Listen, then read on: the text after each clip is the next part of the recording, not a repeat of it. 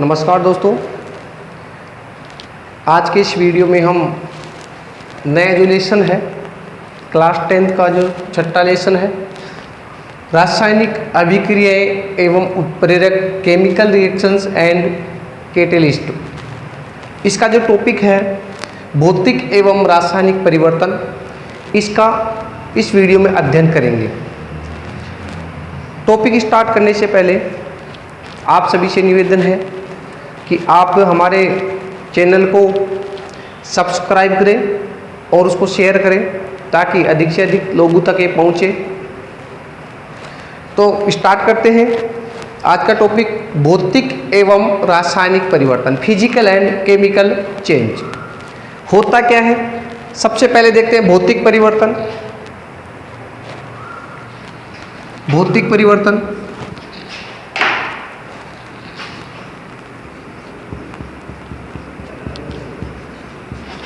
भौतिक परिवर्तन तो भौतिक परिवर्तन की यदि हम डेफिनेशन दें, परिभाषा दें, तो परिभाषा हो जाएगी कि वे परिवर्तन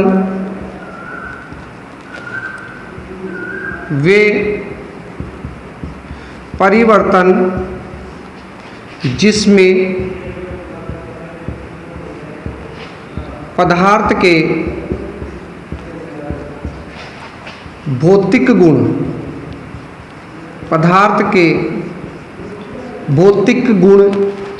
तथा अवस्था परिवर्तन होती है,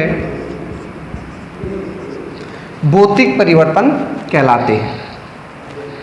वे परिवर्तन जिसमें पदार्थ की भौतिक गुण, जिसमें पदार्थ के भौतिक गुण और अवस्था परिवर्तन होता है, वे परिवर्तन ही भौतिक परिवर्तन कहलाते हैं। यहाँ रासायनिक गुण और संगठन में किसी प्रकार का परिवर्तन नहीं होता है। यहाँ पे परिवर्तन होता है केवल भौतिक गुण। देखो, नाम है भौतिक परिवर्तन, तो परिवर्तन क्या होंगे? भौतिक गुण और अवस्था। तो हो जाएगी डेफिनेशन कि वे परिवर्तन जिसमें पदार्थ के भौतिक गुण और अवस्था में परिवर्तन होता है, भौतिक परिवर्तन कहलाते हैं। और यदि हम परिवर्तन का कारण हटा लें, जैसे मान लीजिए इसमें परिवर्तन का यानी भौतिक परिवर्तन में परिवर्तन का कारण हटाने पर पदार्थ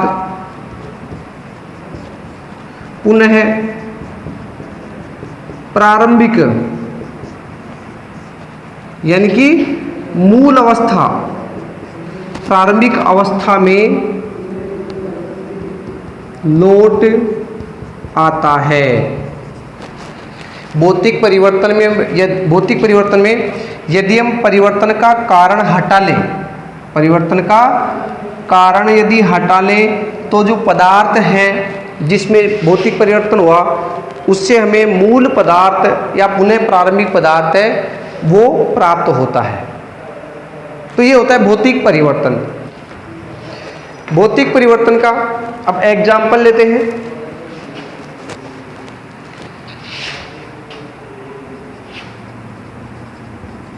एग्जाम्पल लेते हैं, एग्जाम्पल के रूप में लेते हैं कि ये बर्फ है,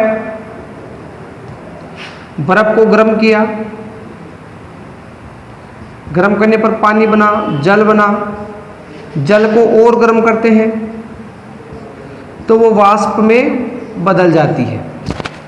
यहाँ पे केवल पदार्थ की अवस्थाएं बदली। यहाँ पर जो जल था वो ठोस अवस्था में है, यहाँ पर द्रव अवस्था में है और यहाँ पर गैस अवस्था में है, जबकि इनका जो सूत्र है, फॉर्मूला है, वो सेम होता है। इसमें किसी प्रकार का परिवर्तन नहीं होता।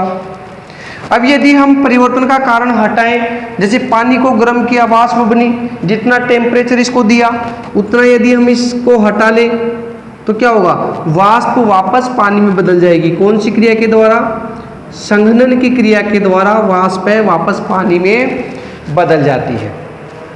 अब यदि बर्फ को पानी में बदलने के लिए जितना टेम्परेचर दिया, परिवर्तन किया, उस परिवर्तन का यदि हम कारण हटा लें, यदि पानी को उतना ही वापस ठंडा करें, तो पानी है वो किस में बदल जाएगा? बर्फ में बदल जाता है। तो ये भौतिक परिवर्तन का एग्जाम्पल है। और एग्जाम्पल्स लेते हैं। दूसरे एग्जाम्पल्स क्या है? नौशादर का केमिकल जो फॉर्मूला है वो है अमोनियम क्लोराइड NH4Cl का ऊर्ध्वपातन।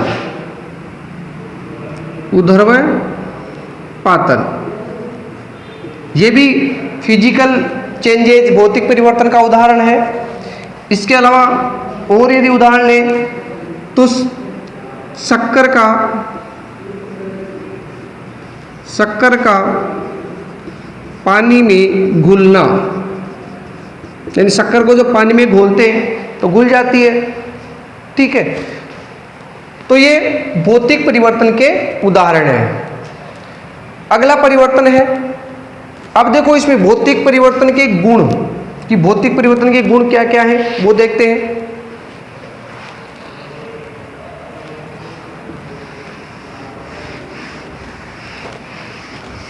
भौतिक परिवर्तन के गुण, इसके हम गुण लेते हैं। तो इसका पहला गुण है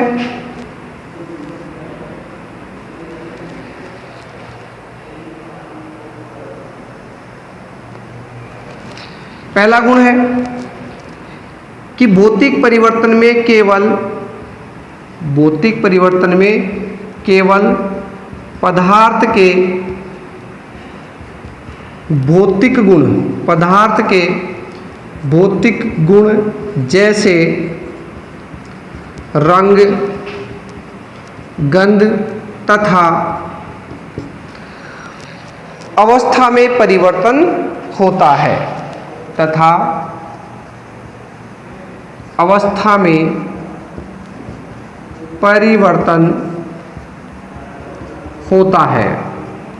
भौतिक परिवर्तन का पहला गुण हो गया कि भौतिक परिवर्तन में केवल पदार्थ के भौतिक गुण जैसे रंग है, गंध है तथा अवस्था है वही चेंज होती है, इसके अलावा कोई चेंज नहीं होता है। दूसरा इसका गुण है कि यदि हम भौतिक परिवर्तन में से परिवर्तन का कारण हटा लें, परिवर्तन का कारण हटाने पर पुनः मूल पदार्थ या प्रारंभिक जो पदार्थ है वो प्राप्त होता है। ये इसका दूसरा गुण है। तीसरा गुण है कि यह परिवर्तन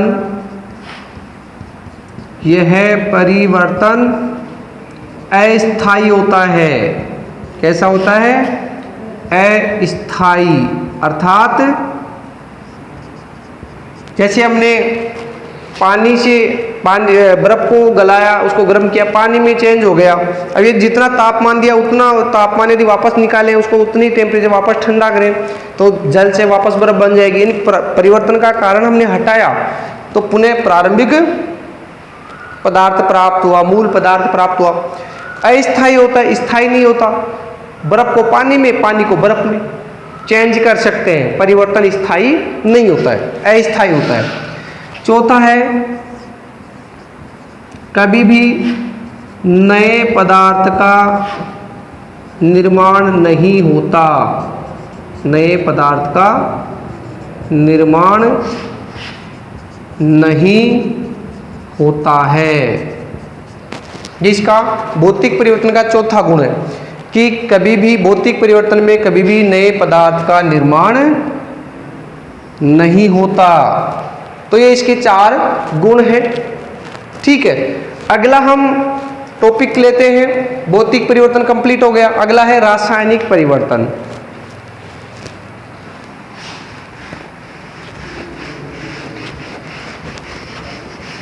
अगला है रासायनिक परिवर्तन।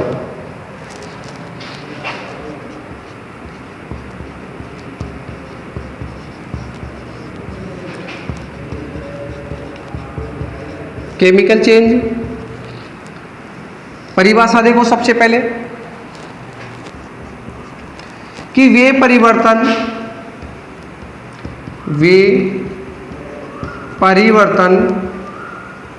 जिसमें पदार्थ के रासायनिक गुण तथा संगठन दोनों में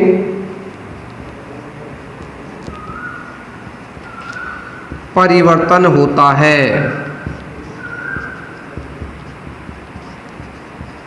ये देखो रासायनिक परिवर्तन की परिभाषा हो गई कि वे परिवर्तन जिसमें पदार्थ के रासायनिक गुण और संगठन दोनों में परिवर्तन होता है, रासायनिक परिवर्तन कहलाता है। नाम है रासायनिक परिवर्तन, तो यह क्या चेंज होंगे? रासायनिक गुण और संगठन, यानी रासायनिक गुण और रासायनिक संगठन दोनों ही परिवर्तित हो जाते हैं। अगला है इसी में कि रासायनिक परिवर्तन में परिवर्तन का कारण हटाने पर आवश्यक नहीं कि मूल पदार्थ या प्रारंभिक पदार्थ प्राप्त हो। भौतिक परिवर्तन में होता है कि परिवर्तन का यदि कारण हटा लेते हैं तो मूल पदार्थ प्राप्त होता है, लेकिन रासायनिक परिवर्तन में आवश्यक नहीं कि परिवर्तन का कारण हटाने पर मूल पदार्थ प्राप्त हो।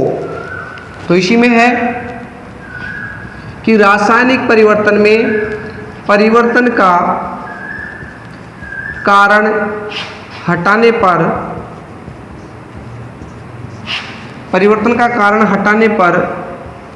मूल पदार्थ हटाने पर पुनः मूल पदार्थ प्राप्त नहीं होता।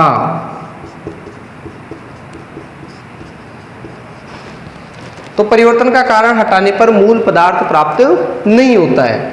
तो ये हो गया रासायनिक परिवर्तन। इसके गुण देखो,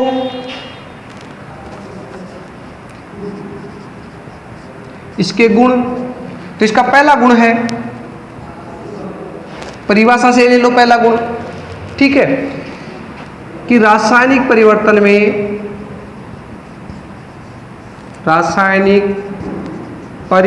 में पदार्थ के रासायनिक गुण व संगठन बदलता है। ये इसका पहला गुण हो गया कि रासायनिक परिवर्तन में पदार्थ के रासायनिक गुण और संगठन दोनों बदलते हैं। दूसरा गुण हो गया कि परिवर्तन का कारण हटाने पर पुनः मूल पदार्थ प्राप्त नहीं होता। ये दो जो गुण हैं, चाहे भौतिक परिवर्तन हो चाहे रासायनिक परिवर्तन हो, दोनों गुण हम परिभाषा से ही लेते हैं, ठीक है। तो रासायनिक परिवर्तन में परिवर्तन का यदि कारण हटाते हैं तो आवश्यक नहीं कि मूल पदार्थ प्राप्त हो। तीसरा इसका गुण है कि यह परिवर्तन स्थायी होता है। कैसा होता है? स्थायी। जबकि भौतिक परिवर्तन कैसा था? अस्थायी। चौथा इसका गुण है इसमें हमेशा नए पदार्थ का निर्माण होता है।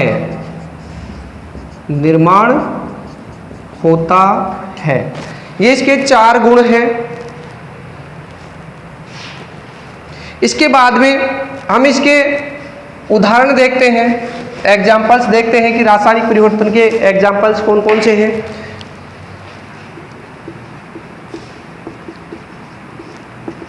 तो इसका पहला एग्जाम्पल है कि कार्बन को ऑक्सीजन की उपस्थिति में गर्म करते हैं तो कार्बन डाइऑक्साइड गैस बनती है। अब यहाँ पे ये जो कार्बन डाइऑक्साइड गैस है, इससे वापस यदि परिवर्तन का कारण हटाएं तो वापस कार्बन और ऑक्सीजन प्राप्त नहीं होगा। तो ये एक कैसा परिवर्तन हो गया? रासायनिक परिवर्तन। इसके रासायनिक गुण और संगठन और इनके रासायनिक गुण और संगठन में अंतर है। अगला है उदाहरण, लोहे पर जंग लगना। लोहे पर जंग लगना, ये भी रासायनिक परिवर्तन है। अगला है दूध से दही का बनना, ये भी रासायनिक परिवर्तन है। तो भौतिक और रासायनिक परिवर्तन कंप्लीट है। अब इनके अंतर देखते हैं। यदि हमें इनके गुण याद हो, भौतिक और रासायनिक परिवर्तन के गुण याद हो, तो परिवर्तन में जो अंतर है वो आसानी से कर सकते हैं। तो इनके अंतर देखते हैं।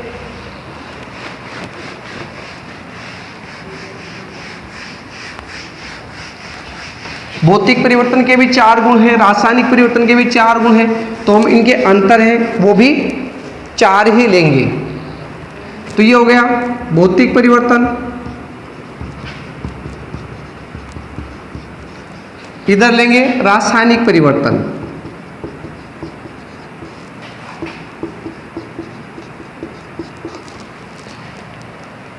भौतिक परिवर्तन और रासायनिक परिवर्तन, इनमें अंतर लेते हैं। पहला अंतर करेंगे कि इसमें केवल पदार्थ के भौतिक गुण व अवस्था परिवर्तन होता है, जबकि रासायनिक परिवर्तन में क्या होता है? इसमें पदार्थ के रासायनिक गुण व संगठन बदलता है। तो अब इनके जो गुण थे उन्हीं से हमने परिभाषा ली। दूसरा लेंगे, अंतर लिया। दूसरा अंतर लेंगे कि परिवर्तन का कारण हटाने पर मूल पदार्थ प्राप्त होता है। मूल पदार्थ प्राप्त होता है, जबकि इसमें परिवर्तन का कारण हटाने पर मूल पदार्थ प्राप्त नहीं होता। प्राप्त नहीं होता। ठीक है। तीसरा अंतर है कि यह परिवर्तन अस्थायी होता है। कैसा होता है? अस्थायी। जबकि रासायनिक परिवर्तन कैसा होता है? स्थायी होता है। लास्ट इसका जो डिफरेंस है, अंतर है, वो है चौथा कि भौतिक परिवर्तन में नए पदार्थों का निर्माण नहीं होता है, जबकि रासायनिक परिवर्तन में हमेशा नए पदार्थों का निर्माण होता है। तो अपना आज का ये टॉपिक है, भौतिक और रासायनिक परिवर्तन है, वो कंप्लीट है। फिर भी आपको यदि कहीं कोई डाउट्स हो, आपको समझ में नहीं आया कोई पॉइंट्स, तो आप कमेंट्स बॉक्स में लिखकर हमें भेज सकते हैं, ताकि हम आपको और स्पष्ट तरीके से समझाएं। ओके, धन्यवाद।